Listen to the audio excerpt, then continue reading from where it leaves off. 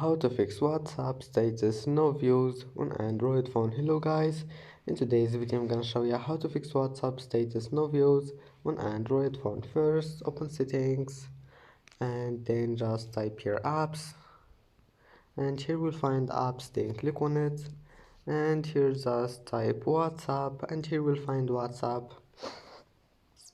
Now all you need to do here, data usage, check this one, background data, allow it, and if that doesn't fix your problem, go to storage, clear cache, and if that also doesn't fix your problem, go back to WhatsApp, and now click history lines here, and then click settings,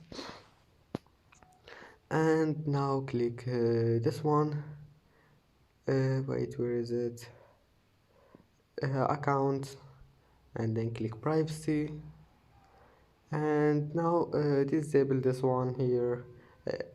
You will find it, disable it. Now you need to enable it, and that's it for today's video. If you like this video, don't forget like and subscribe, and thank you for watching this video until the end, and see you in the next video.